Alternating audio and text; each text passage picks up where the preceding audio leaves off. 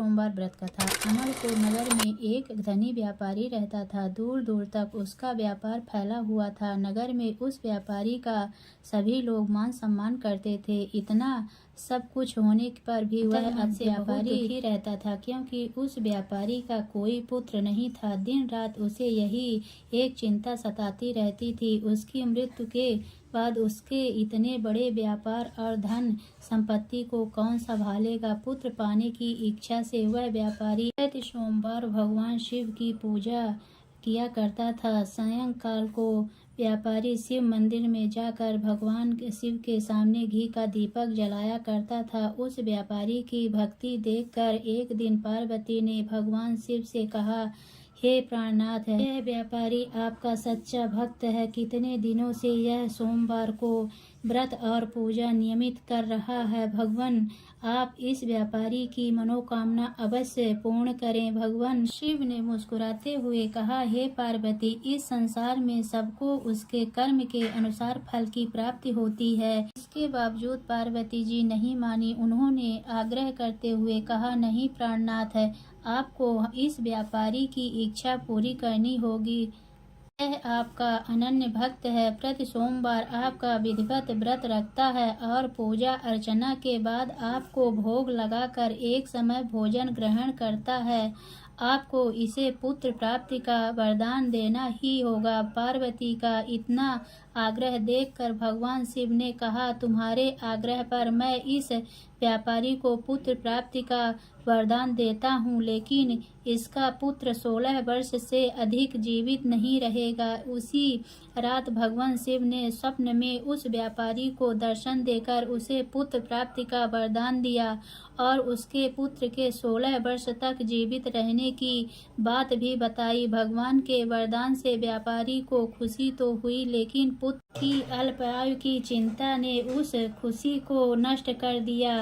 व्यापारी पहले की तरह सोमवार की विधिवत व्रत करता रहा। कुछ महीने पश्चात उसके घर अति सुंदर पुत्र उत्पन्न हुआ। पुत्र जन्म से व्यापारी के घर में खुशियां भर गई। बहुत धूमधाम से पुत्र जन्म का समारोह मनाया गया। व्यापारी को पुत्र जन्म की अधिक खुशी नहीं हुई, क्योंकि उसे पुत्र की अल्प आयु के रहस्य का पता था। यह रहस्य घर में किसी को नहीं मालूम था। विद्वान ब्राह्मणों ने उस पुत्र का नाम अमर रखा। जब वह 12 वर्ष का हुआ तो शिक्षा के लिए उसे वाराणसी भेजने का निश्चय हुआ। व्यापारी के अमर के मामा दीपचंद को बुलाया और कहा कि अमर को शिक्षा प्राप्त करने के लिए वाराणसी छोड़ आओ। अमर अपने मामा के साथ शिक्षा प्राप्त करने के लिए चल दिया।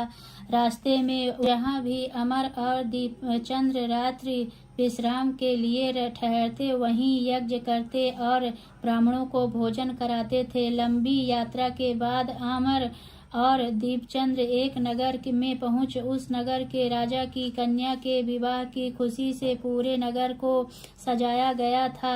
निश्चय समय पर बारात आ गई, लेकिन वह वर का पिता अपने बेटे के एक आंख से काने होने के कारण बहुत चिंतित था। उसे इस बात का भय था कि कहीं राजा को इस बात का पता चल गया, वह विवाह से इनकार कर देंगे, इससे उसकी बदनामी होगी। वर के पिता ने अमर को देखा तो उसके मस्तिष्क में एक विचार आया। उसने सोचा, क्यों न इस लड़के को दूल्हा बनाकर राजकुमारी से विवाह कर दूं। विवाह के बाद उसको धन देकर विदा कर दूंगा और राजकुमारी को अपने नगर में ले जाऊंगा। वर के पिता ने इसी संबंध में अमर और दीपचंद से बात की। दीपचंद ने धन मिलने के लालच में वर के पिता की बात स्वीकार कर ली। अमर को दूल्हे के वस्त्र पहनाकर राजकुमारी चंद्रिका से विवाह कर दिया गया। राजा ने बहुत सा धन देकर राजकुमारी को विदा किया।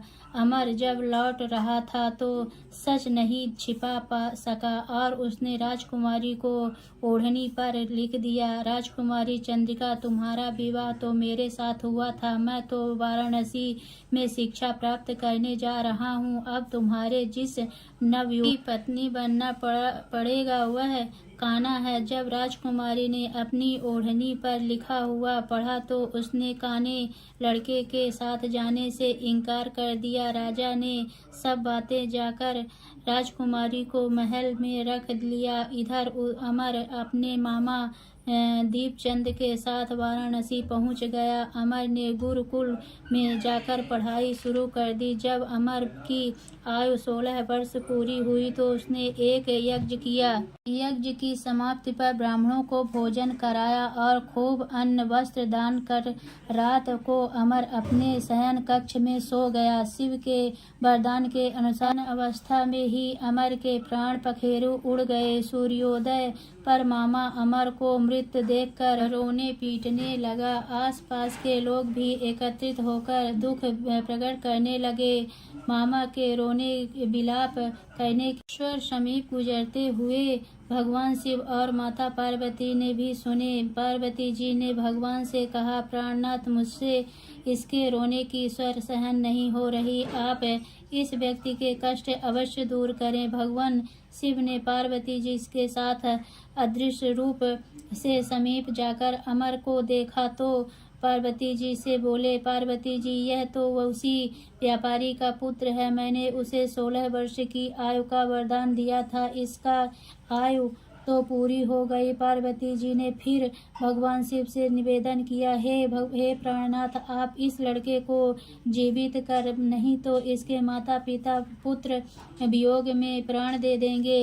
इस लड़के का पिता तो आपका परम भक्त है, वर्षों से सोमवार का व्रत करते हुए आपको भोग लगा रहा है। पार्वती जी के आग्रह करने पर भगवान शिव ने इस लड़के को जीवित होने का वरदान दिया और कुछ ही पल में वह जीवित होकर उठ बैठा।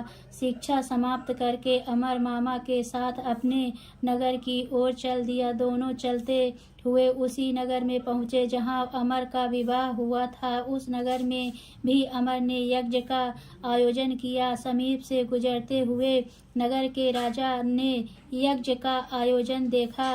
राजा ने अमर को तुरंत पहचान लिया। यज्ञ समाप्त होने पर राजा अमर और उसके मामा के महल में ले गए और कुछ दिन महल में रखकर बहुत सा धन वस्त्र देकर राजकुमारी के साथ विदा किया। रास्ते में सुरक्षा के लिए राजा ने बहुत से सैनिकों को भी साथ भेजा। दीपचंद ने नगर में पहुंचने से पहले ही दूत को घर भेजकर अपने आगमन की सूचना भेजी। बेटे अमर को जीवित वापस लौटने की सूचना से व्यापारी बहुत प्रसन्न हुआ। व्यापारी ने अपनी पत्नी के साथ स्वयं को एक कमरे में बंद कर रखा था। भूखे प्यासे रहकर व्यापारी और उसकी पत्नी बेटे की प्रतीक्षा कर रहे थे। उन्होंने प्रतिज्ञा कर रखी थी कि यदि उन्हें अपने बेटे की मृत्यु का समाचार मिला तो दोनों अपने प्राण त्याग देंगे। व्यापारी अपनी पत्नी और मित्रों के साथ नगर के द्वार पर पहुंचा। अपने बेटे के विवाह का समाचार सुनकर पुत्रवधू राजकुमारी चंद्रिका को देखकर उसकी खुशी का ठिकाना न रहा। उसी रात भगवान शिव ने व्यापारी के स्वप्न में आकर कहा, सेठ, मैंने तेरे सोमवार के व्रत करने और व्रत कथा सुनने से प्रसन्न होकर तेरे पुत्र को लंबी आयु प्रदान की है। व्यापारी बहुत प्रसन्न हुआ। सोमवार का व्रत करने से व्यापारी के घर में खुशियां लौट आई। जो स्त्री पुरुष सोमवार का व्रत विधिवत व्रत करते हैं और व्रत कथा सुनते हैं उनकी सभी इच्छाएं पूरी होती है। तो बोलिए भोलेनाथ की जय।